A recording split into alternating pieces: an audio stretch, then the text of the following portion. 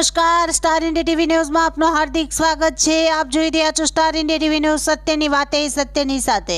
મુખ્યમંત્રી શ્રી ભૂપેન્દ્રભાઈ પટેલ સાથે મધ્યપ્રદેશના મુખ્યમંત્રી શ્રી ડોક્ટર મોહન યાદવના નેતૃત્વમાં ગુજરાતની મુલાકાતે આવેલ મધ્યપ્રદેશ સરકારના વરિષ્ઠ સચિવશ્રીઓના પ્રતિનિધિમંડળે નાણાં ઉર્જા મંત્રી શ્રી કનુભાઈ દેસાઈ તથા અન્ય વરિષ્ઠ અધિકારીઓની ઉપસ્થિતિમાં ગાંધીનગરમાં ઉચ્ચસ્તરીય બેઠક યોજીને ગુજરાતની સર્વગ્રાહી અને સર્વસમાવેશી વિકાસ મોડલની વિસ્તૃત જાણકારી મેળવી હતી।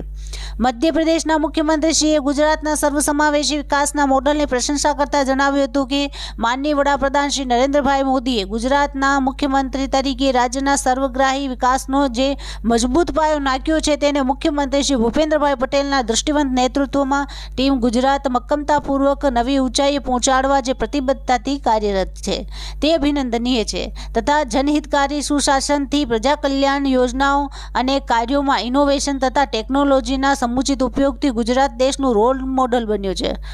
મધ્યપ્રદેશના મુખ્યમંત્રીશ્રીએ ગુજરાતની આ પહેલોને મધ્યપ્રદેશમાં કઈ રીતે લાગુ કરી શકાય તે અંગેની જાણકારી મેળવવામાં પણ રસ દાખવ્યો હતો અને ગુજરાતના ઉચ્ચસ્તરીય પ્રતિનિધિમંડળને આ હેતુસર મધ્યપ્રદેશની મુલાકાત માટે આમંત્રણ આપ્યું હતું।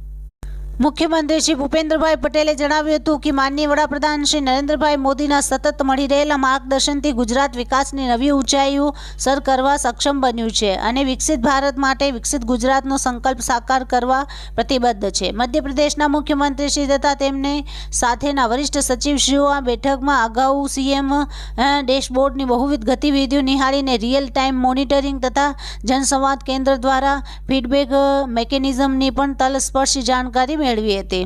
Star India TV news all part reporter Harikrishna Bhatt, જિલ્લા સુરત।